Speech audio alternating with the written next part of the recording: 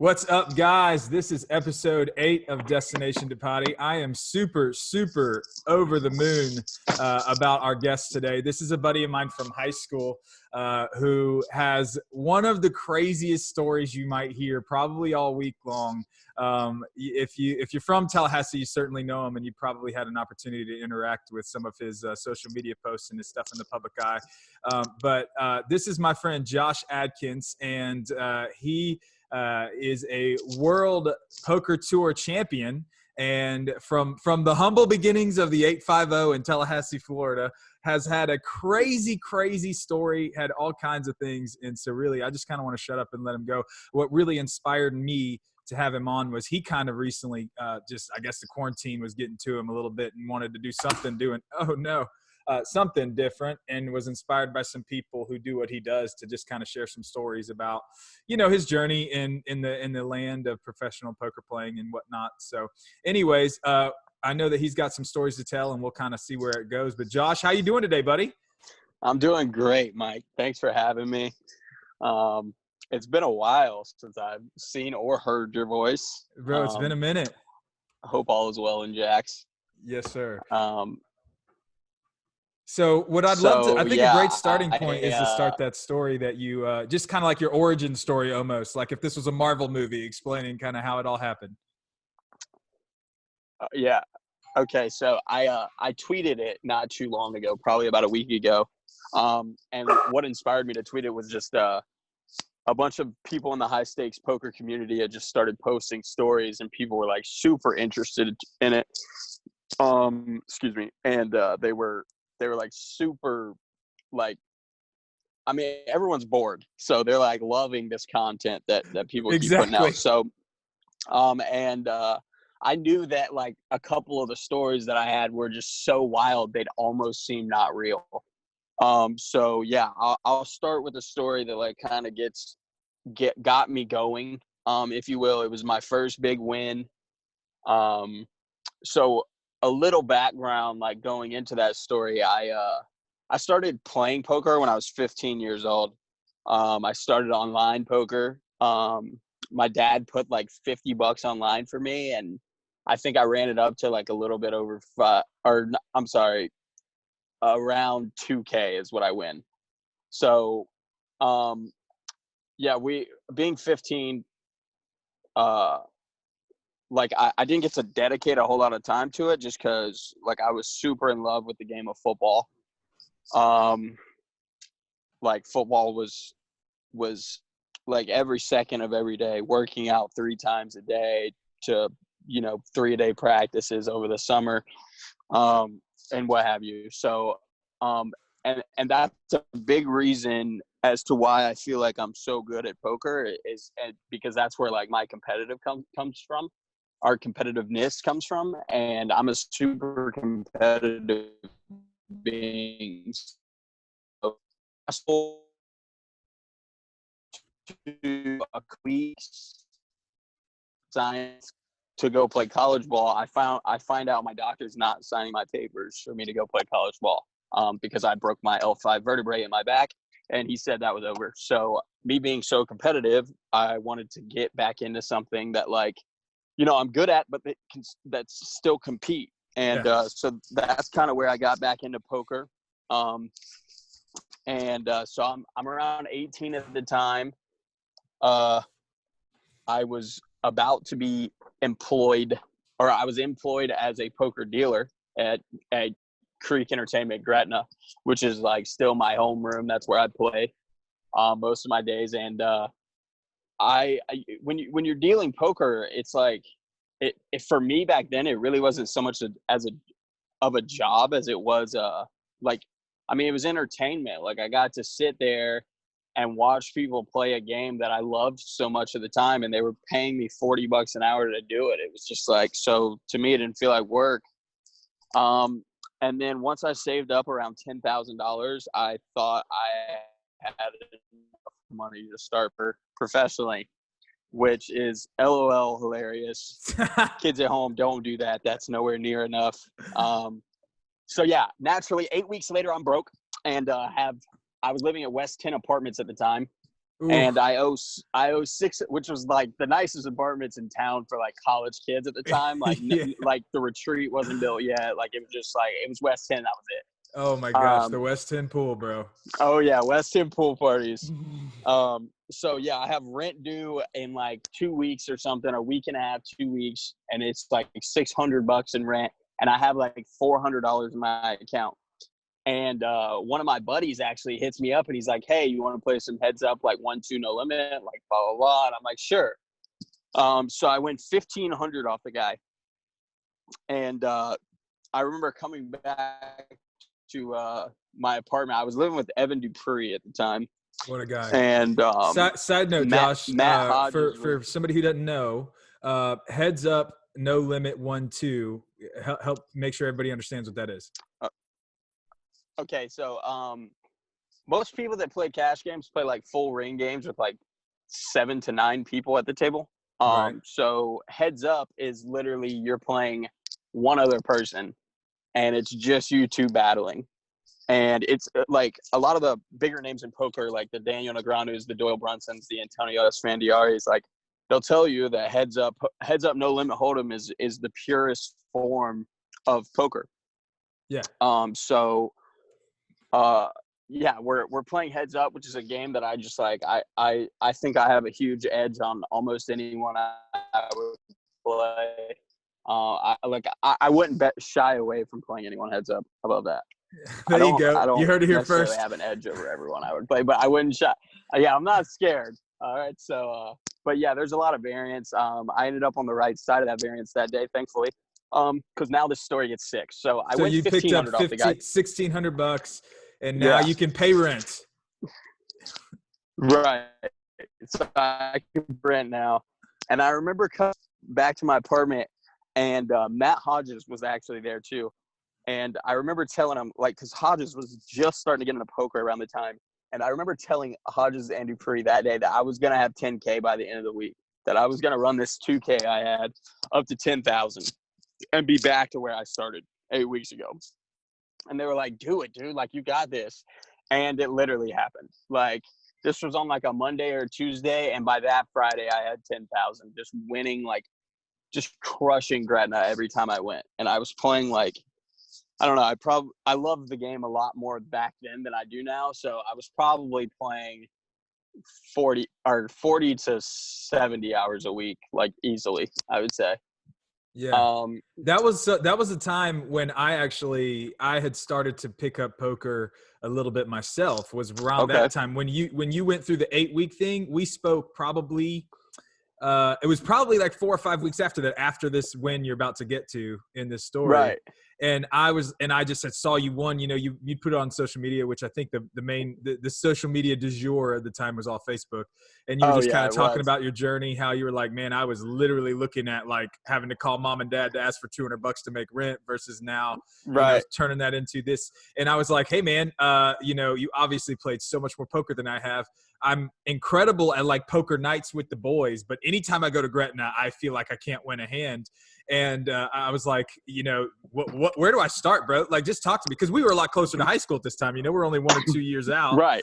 Yeah, I was a year out. Yeah, so we had far more interaction on a day-to-day basis closer to this time. So you're like, "Yeah, bro." And you sent me like a list of 8 hands. You said, "Bro, do not play any hand other than these 8 hands." You're like, "This is going to – but you said, I'm going to give you a caveat, though.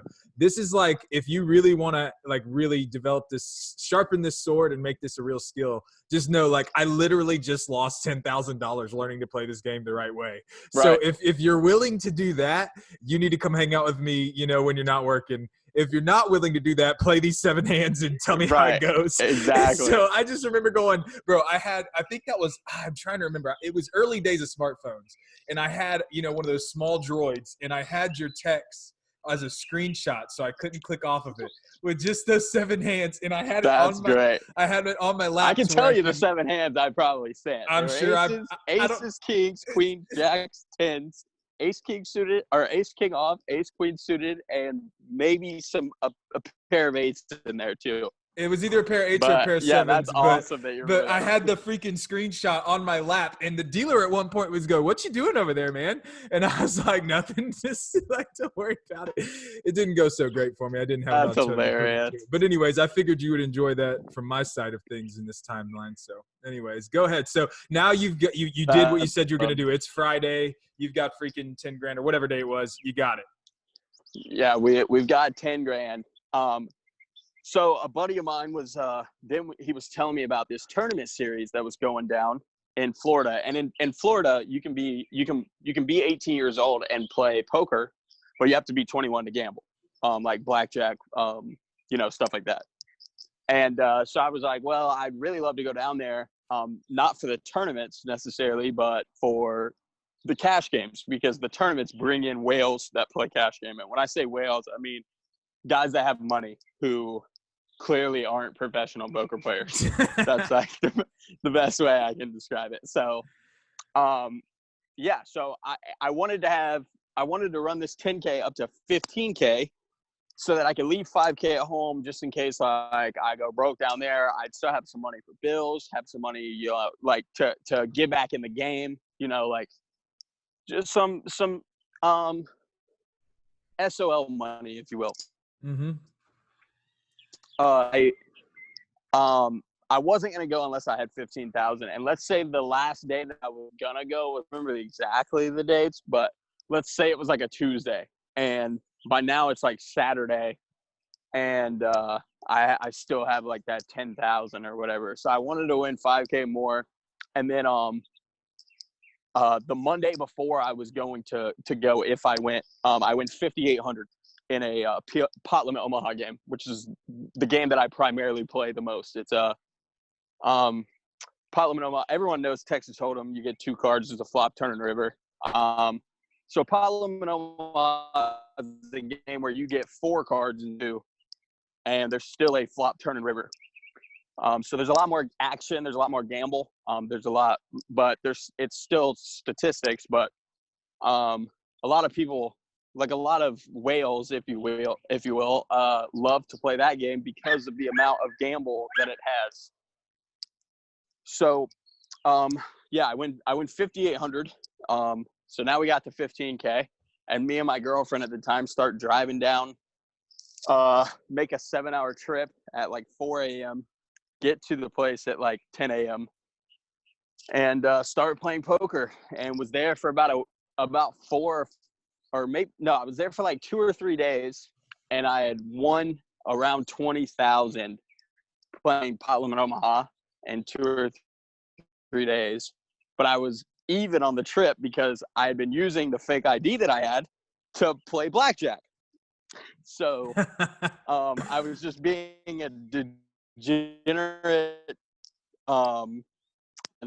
So about and I was like pretty frustrated with it because like I like 20,000, like that's a lot of money, but like don't like even now that's a ton of money. Don't get me wrong, but like back then it was so big for like my whole whole entire roll. Like it was more than what my whole entire roll was. So I was like pretty bummed out about it.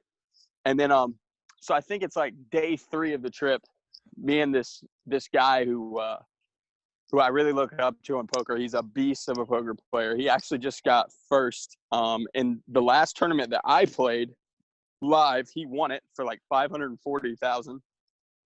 This guy's name is Michael Rocco, and I'm playing with him and a doctor, like super nice guy, doctor, but we would call him a whale. And he lost about 20,000, and I got around 12,000 of it. So now I'm back up 12,000 on the trip, and I was explaining to Rocco like how my trip had gone, how I was up. I was up now 30,000 playing poker, but I'm only up like 10 or 12 on the trip. And he's like, "You're way too good at poker to be gambling in the pits." Like, and I was like, "I know this." Like, and then he called me like a few choice words or whatever, and then so this is probably 5 or 6 a.m. or maybe around 4 a.m. And I'm walking through the casino to get to my car, and I get a phone call from my girlfriend who's at the hotel. like blessing me out, like, why aren't you here? Blah, blah, blah. Like, we haven't spent any time on this trip. And I was like, well, you know, like, I didn't come on this trip for you. It wasn't a vacation. You chose it. You just decided you wanted to come. So, like, I'm annoyed. So now I don't want to go back to the hotel. And so I just start playing blackjack again. So this is when the story gets crazy. So I buy into the blackjack game for like $1,000. And about an hour goes by, and I turn that 1,000 into like 5,000. So I'm like, okay, I'm content with the win. I'm leaving. Like, I got some of the 20,000 that I've lost to the pits. I've got about 5K back. Like, so I'm heading towards my car again, and now I'm passing the high limit room, which is like, you have to bet at least like $100 per hand at blackjack just to be in the room. So I'm like, okay, well, let me just go in here and lose $500 and I'll leave.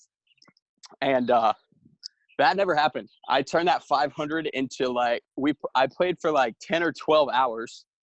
And I turned the 500 into 120K. And which is crazy. Yeah, which is absolutely nuts. Like, the math should never work on that. Yeah, right.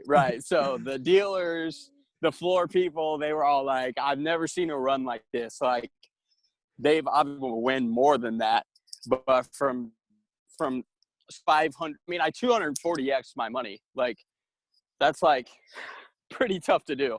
So they'd never seen anything like that as far as like a spin. Like, people have won millions before playing blackjack, but they started with a couple 100,000, you know? Yeah. So it was just an insane run. Couldn't bust. Needless to say, the casinos of anywhere that I've been to, as far as casinos go, they've all gotten their piece of that plus more back. I did not learn my lesson. We definitely have lost. I've probably lost around $500,000 in the pits total throughout my lifetime, but we're done gambling now. We're just focused on poker. So really quick, just to take a second on blackjack, and this is my understanding. I love blackjack as an entertainment piece, of course. Right. It's certainly not. It's certainly not a a big.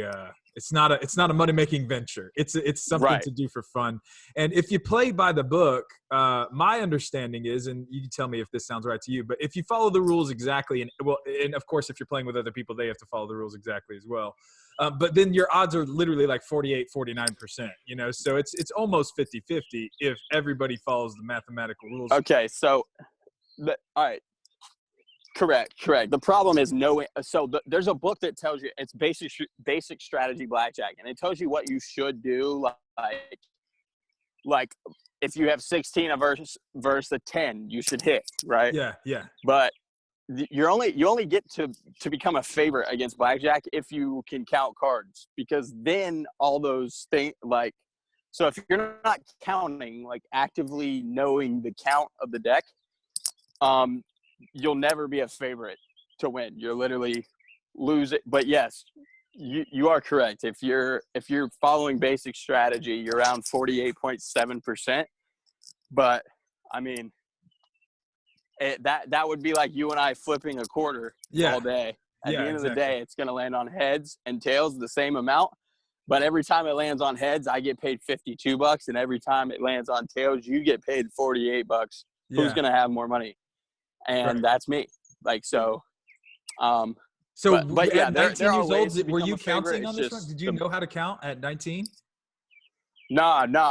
Dude, I didn't even know basic strategy on that first run. Like some of the stuff I was doing was like legitimately comical. Like I'd have like a max bet out there of like 5K, and I would have like 12, and I would double the 12 just because of how good I was running. Like, it was like I couldn't do anything wrong. Like, nothing I was doing was like not gonna work.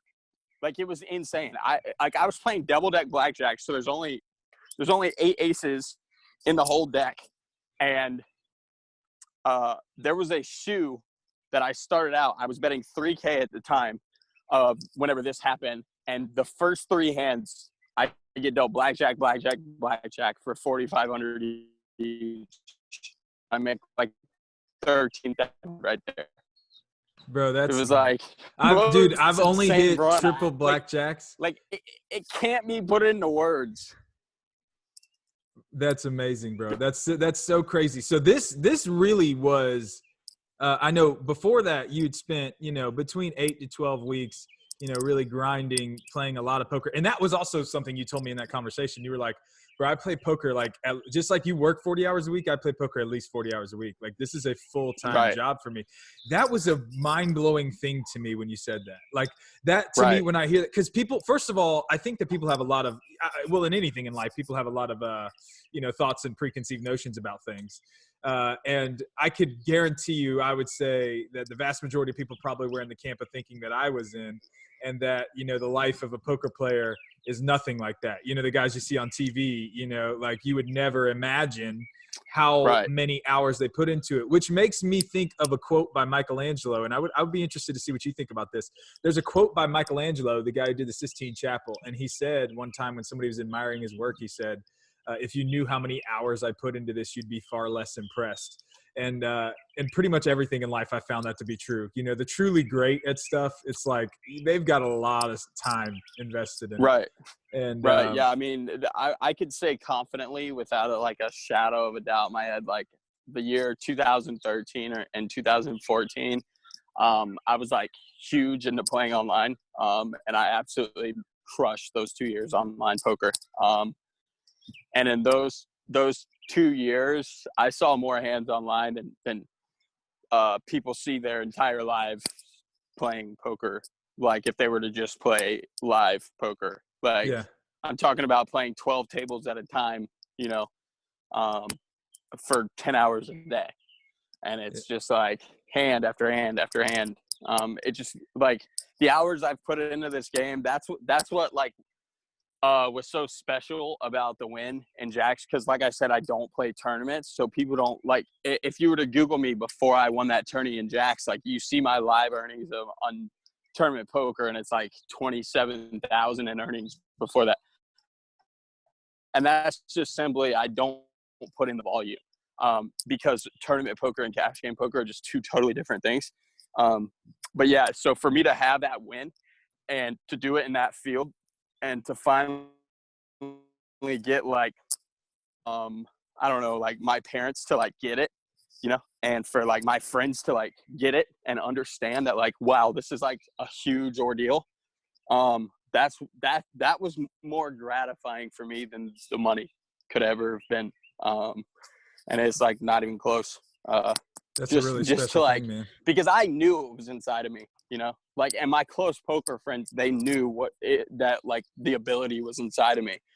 But for people that don't know poker, they think it's gambling. And I mean, there is luck involved, in the short term. If you think poker is a short term, if you think of it as a here and now thing, then yeah, there's luck involved. But like I said earlier about the coin flips earlier, if I keep getting the money, or if I keep having 80% to win all the money, what's going to happen? I can't statistically lose that many times if I'm an 80% favorite. It's just not going to happen. So, yeah, poker's obviously a math game, but there are other factors. I think a big part of it is I think people are naturally good at poker. For me, I started getting into cards. My granddad taught me how to play some bogus poker games, Follow the Queen and stuff like that, whenever I was 7 or 8 years old. And I've just always been naturally gifted at strategic games. I'm a good chess player. I'm good at games like Pinochle that have strategy involved, Yeah. So poker is another one of those games. And obviously no one's just gonna wake up and start playing poker and be as good as I am right now. Right. It took 10 years of nonstop grinding and really getting tested to get to where I am now. So yeah, so let's talk a little bit about that. So we hit big in this crazy trip. It's bonkers. And you also have a really inspiring moment with a pretty big deal Mr. Rocco, who tells you, you got what it takes, like Right. stop wasting your money doing silly stuff. Like if you want to actually make this something for real. So, at that time you're 19, you just had a crazy run, maybe never going to happen again. Of course, I know you got a lot of crazy stories since then, but from that moment you're like, okay. And then you kind of touched on 13 and 14 a little bit. You played online. That was you're working honestly, the same hours of like two full-time jobs, really, not just Yeah, one. honestly, I would say I was like playing more poker than almost anyone was working. Like I was probably playing more hours a week of poker than like probably my mom was working, which is Right. absurd. My mom works like 70 to 80 hours every single week of her life. Yeah. So And you grind through the online years, and then eventually we get to this Jacksonville win that really means a lot to you. Kind of talk about a little bit kind of what happened there, and then what led you to even get to that live tournament. What was the change of pace for you? okay, so man, what got me there? A lot. So I mean, I've like the swings I've had in poker, like, and from like bad life decisions as far as like money, like lending people, or spending money recklessly. Like I have like one of the biggest leaks ever when it comes to stuff like that. But okay, so what happened leading up to the Jacks win? I was like relatively broke. Like I probably had like 15 to 20K in liquid cash at the time. Like I have some like other assets and stuff, but like relatively broke. And I really, like, for the last like 3 or 4 years, I hadn't played much no limit hold'em at all. Like almost no Texas hold'em. And then the 2 months going into that tournament, I started playing no limit hold'em at a buddy's house. His name's like Shane, and Shane and Caleb have a poker game that they run twice a week, and it's only no limit hold'em. And I started battling with those guys because like they're really good and they have great minds in poker. So like it was just sharpening my tools too. That's like, locally where you live? Right, yeah, locally Cool. here in Tally. And so it really just started to sharpen my tools again. And like it kind of was like like riding a bike thing. Like it took me like a few sessions to like get it back, but then I got it back and I was like, wow, I'm playing the best no limit hold'em of my life. Yeah, so the Jacks tourney was coming up, and my offered to put me into it. He offered to stake me, and I was like, I don't know, dude. Like 5K is like pretty tough. Like I don't want to light your money on fire or whatever.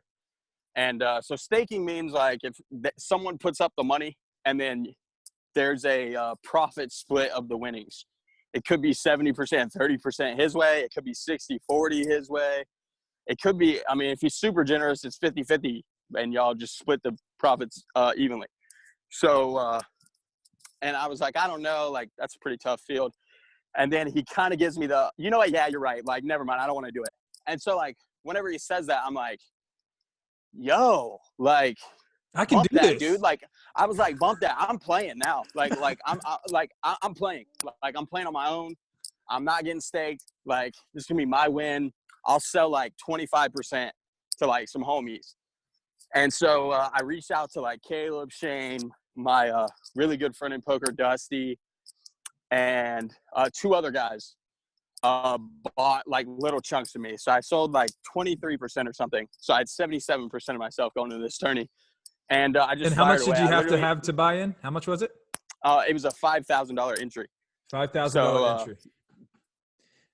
Yeah, so I put up around 4K, and they came up with the other 1,000.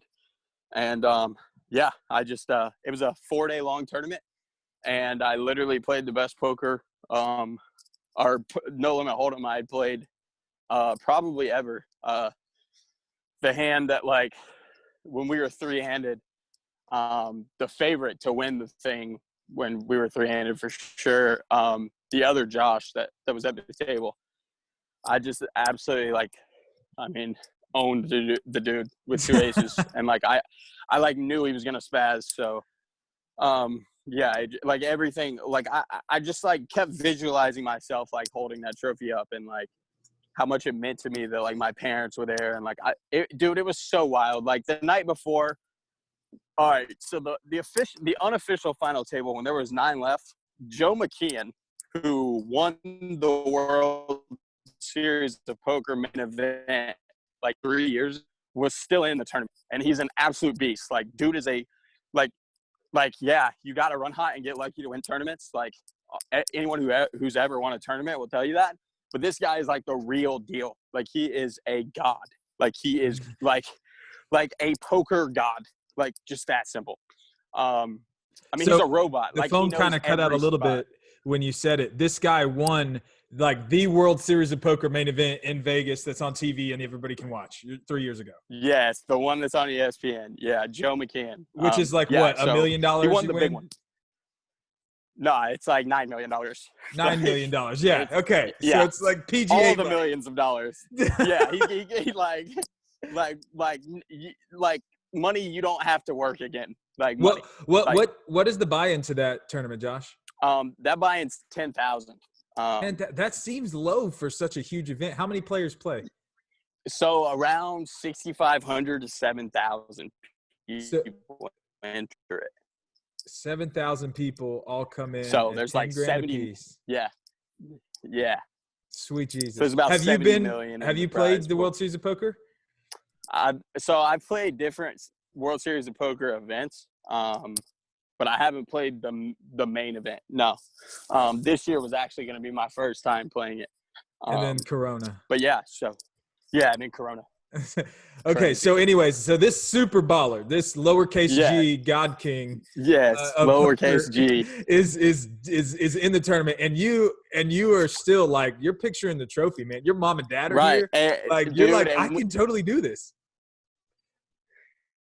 Right, it's the night before that all my friends and family had come up because we like the final table was supposed to be live, it was live streamed for everybody to watch and stuff. So.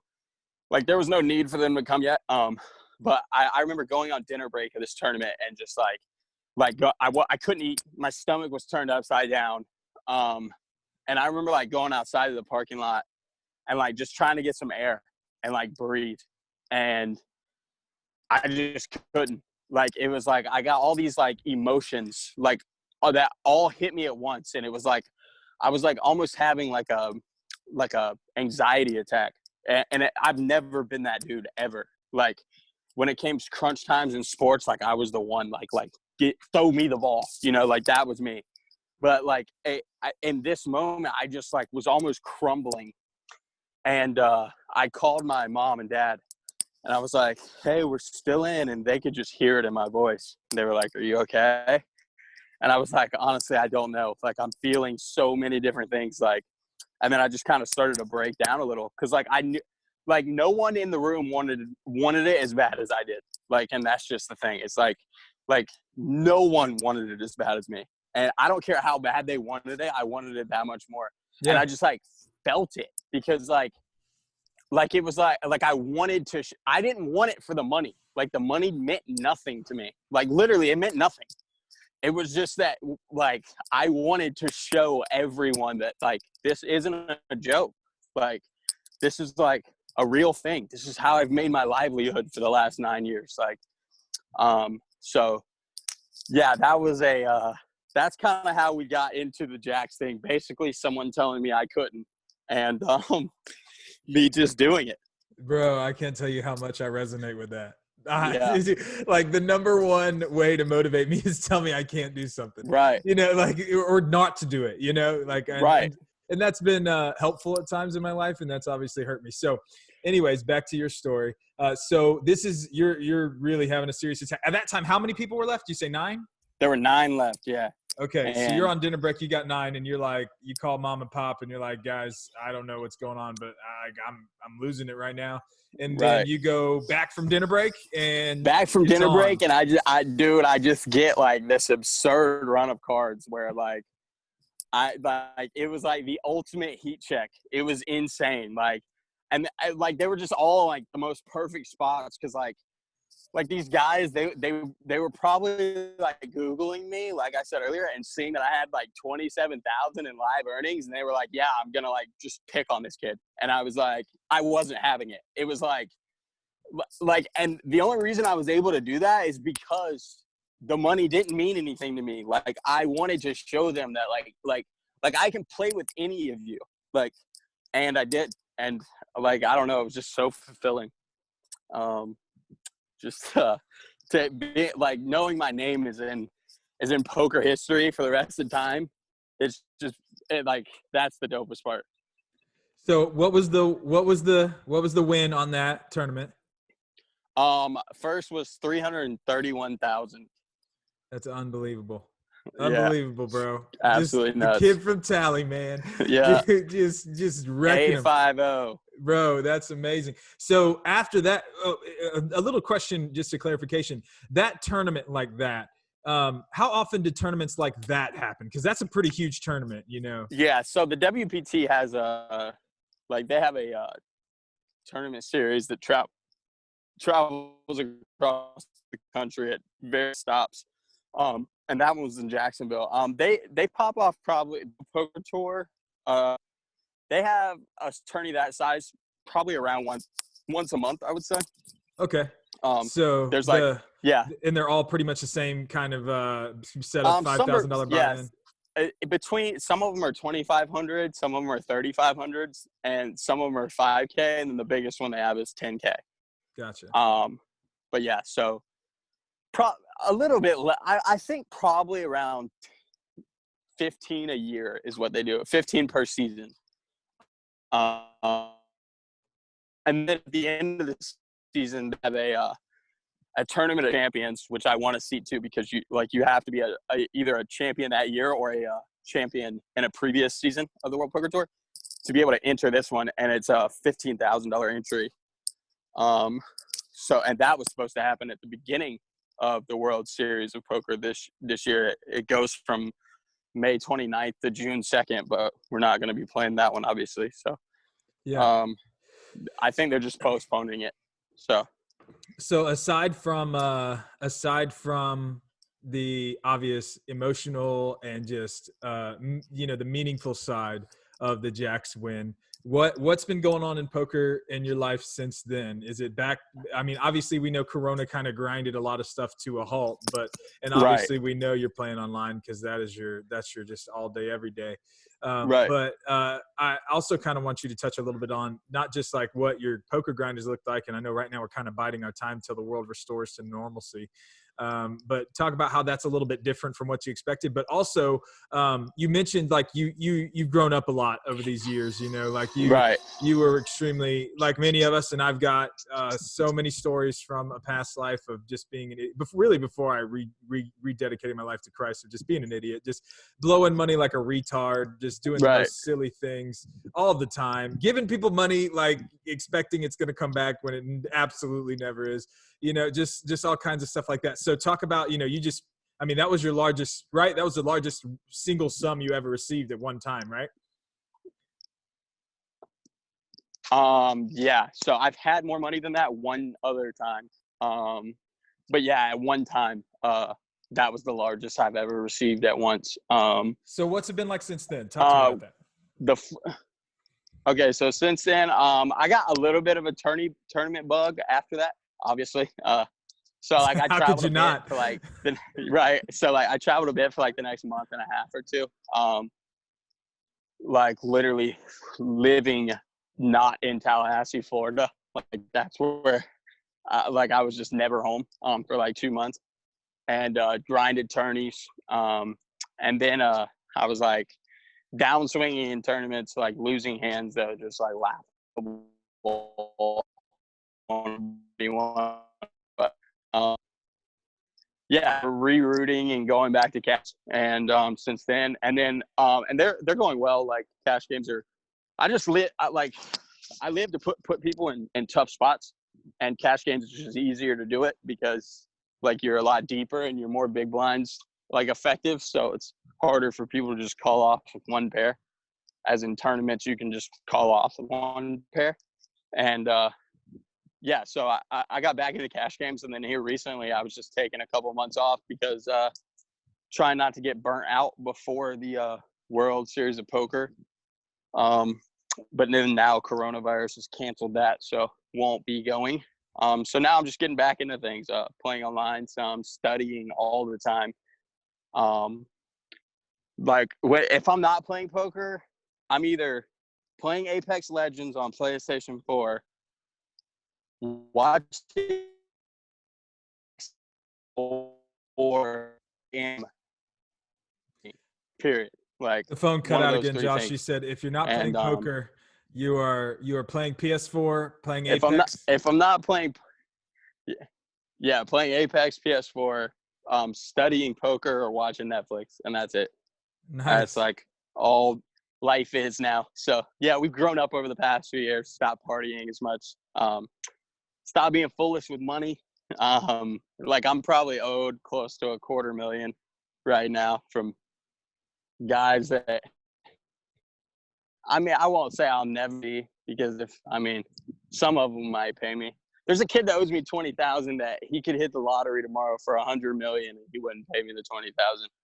He's just a douche, but It's um, it happens, bro. It happens. yes, yeah, Uh, that's just a different story. so your cash games, are those mostly just like, is that your grind at Gretna? Is that just like locally organized games? Because I know Corona shut down a lot of formal stuff. Right, yeah. So I don't play much live here recently because of Corona, but even before Corona, I wasn't playing too much in Gretna. I was just traveling to Jacksonville, just because the games are bigger and like there's more money to win. Like it's foolish to think this way. Like it was like really tough to win 300,000 at one time and then go and try and like force myself to win 1,000 a day, because that Right. like that would be like really good wins in Gretna. And like I know $1,000 is a lot of money now. Like now I realize that. And I realized it before the tourney win, but it like you just gotta understand where I was coming from. Like you just won 330K, it's hard to get excited about winning $1,000. So Right. wasn't playing much in Gretna. Was just traveling a ton, playing in Biloxi. Lost $100,000 pot over there in one pot. That was cool. Not very cool. Oh man. Yeah, that was brutal.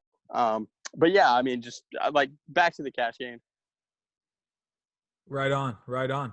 So I know you kind of touched on it a little bit before, but you know, I told you before, I've got some really strong viewpoints on this myself.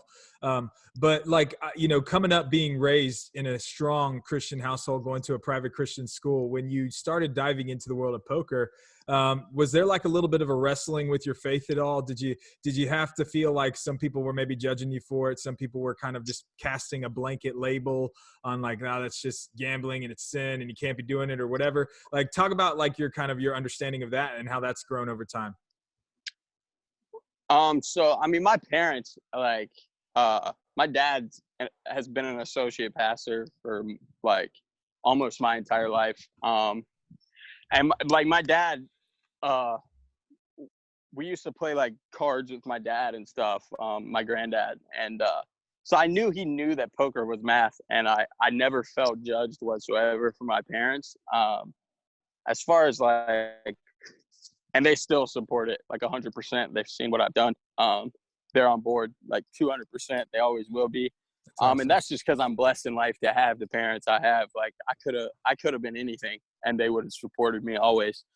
But as far as like other people, if I feel like other people, I honestly couldn't tell you if they were or not, just because like the year to 2 years after I graduated high school, I started like thinking so much more on my own, and like not having that kind of like viewpoint because other people did. And just like I like stopped caring, even if they were to judge. Like if they were like wasting that much energy in life to try and like judge doing what I was doing, it came from one of two places: one, being closed-minded, or two, being jealous. Yeah. And like I'm not trying to sound like cocky or anything, but like the jealousy could like probably because of the money I was making, or the closed-mindedness, just not being able to see that like there's a reason. Like, there is a best poker player in the world. Like, there isn't a best roulette player in the world, because that's a game of luck. You know what I'm saying? So, like, as far as feeling judged from other people, nah, I haven't. And that may just because of how blessed I am with my parents. Not even like never even having to sit me down and have that talk where they felt uncomfortable with me doing it. Like, they've just been supportive. So yeah, that's great. That's great, like pretty man. dope. Your parents are awesome, man. Your parents are awesome. Yeah, Anybody who's ever absolutely. interacted with your parents are super, super active in all kinds of public functions, and just always a good time. Your dad's a trip, man. Just talking with him is just is the greatest. Yeah. Just 10 minutes talking to you. Man. I remember coming over to your house one time in high school when I was doing this thing that ended up not so great way back when with a program we were a part of, and I was talking with your dad, and man, I was like, bro, you get this every day? And you were on the couch playing video games, Matt was at the table, and you're like, you get kind of used to it after a while. And I was like, man, this is just great. Yeah. I was like, I could talk to your dad for 3 weeks straight. But yeah, he's the man. He's awesome. So anyways, now I kind of want to pivot just a little bit. I know obviously you've got big things. You're going to do it. It's going to be awesome. Of course, this Corona thing is not going to last forever. And there will be games. You will go back. You're going to be on the scene again. But just for somebody who's like, who just wants to play occasionally with their friends, maybe start out playing online, or just to develop that skill. What advice would you give to somebody who says, like, obviously I'm not going to go as a career. I want to enjoy it, and I want to, be responsible and continue to progress. What kind of advice would you give to that person? Mike, it's hard for me to give advice on stuff like this, just because like my viewpoint on things like this is totally different from most people's. Because like back to that competitive stuff that I was talking about earlier, like dude, that is like solely what drives me. Like, if I take a girl to the fair, if she beats me at a fair game, it is because she beat me. Like, I'm not letting her win anything. So like, for me, it's like hard to give advice on this. Now, as for someone that wants to maybe be good one day, but is just starting out, is like, just like win, and then like study. Like, for every hour you're playing, you need to be studying 3, like, or you're just not going to get better. And like, I wish someone was telling my younger self this, because it would have saved me tens of thousands of dollars trying to learn the game. But yeah, just study and just read everything you can read, and like really just and be good with money, because that's like huge. 90% of professional poker players are good enough to beat poker long term. But the reason why 99% of all poker players, and this is like an actual fact, go broke, is because they don't know how to manage money. And like, I've gone broke more times than I can count, like literally. Like, it would be too hard for me to give you a number of times I've gone broke because of how poorly I used to be with money. So if you can get that down, then the rest is just kind of like natural gifts, like mine. Like my gift in life is reading people. I read people very well. So yeah, just like studying simple math and studying like, if you have 10 outs to win the hand on the flop, then you should know you have like 38% equity, or like, it's just stuff like that. And that'll come with time. It's just like the more hands you see, the better you're going to get. It's not like you're going to wake up tomorrow and be Phil Ivey. I mean, I've been playing for 10 years and I'm still not Phil Ivey. So it's just, just study and play. Is Phil Ivey probably the greatest of all time, you think? I would say, like, as far as like the whole scale of like all poker games, because like there's tons of poker games, right? Like, there's not just no limit hold'em, there's not just polynomial, there's like 7-card stud, and there's like a 5-card draw, and deuce to 7 triple draw, and like, there's like hundreds and hundreds of games. I would say he's the best, like, across the board. Yeah. I would say if somebody asked me to name one poker player outside of you, it would probably be Phil Ivey that I would come to. Phil Ivey, yeah. That's the one that I can remember. He's also like a really, really nice guy. Like, I've heard that. I've heard he's just like great to talk and to. like supposedly he used to not be that way. Like whenever I was growing up watching him, he wasn't always like the nicest guy apparently. But like in the last few years, he's really just like chilled out and like humbled up and like just like I mean, you can tell he's just seen enough, and he's gotten wiser in his last few years. That's for sure. That's awesome, bro. That is super cool. Well, man, I got to tell you, this has been awesome. I love hearing the story. It's such an interesting, like, it's such a different take on a career, and right. I just love seeing the thing that I think to be admired the most from my standpoint is just like your stick-to-itiveness, like you're just resolved, that grit, just right. like no, I really love this. Like I decided like this is what I love, and I've already proven. Nobody can tell me I can't support myself doing it. I've already proven that part. So if I could support myself, and then I'm sure that over time, especially, it's become more realistic. So like it's easy. I think it might be a career that's a little easier than some to get into, like like kind of like you said, like a party lifestyle. Like I would imagine like a rock star has it's easier for a rock star to get caught up in a party lifestyle than perhaps an office manager. But if you're going to make bad decisions, it doesn't matter what realm you're in, so absolutely. Growth and just maturity is the biggest factor, of course, and where your heart is, and who's God of your life is a big deal and all that. But I just love it. I think it's super awesome. Your grit is just dope. I love watching the way this is unfolded, man, from afar. It's been such an entertaining thing.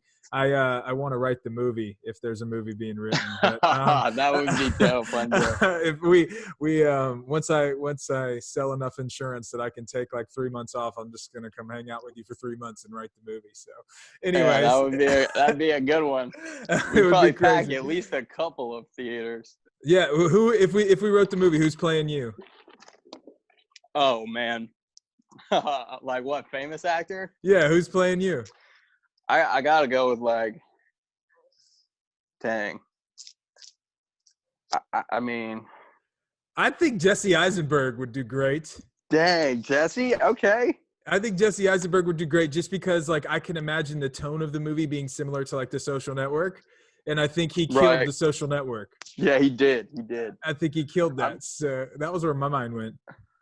I don't want to say it because of looks by any means, but I've seen him play a similar part, and I think Justin Timberlake would kill it. Like, dude, Justin Timberlake could do anything forever. Yeah, if he just sat around and read books to his children all day, right? Jessica Biel coming in and like braiding his hair, I'd watch it. Like that's facts. JT is the king, bro. He's the king. So, what is the number one thing you're looking forward to life returning to normal for? What is that?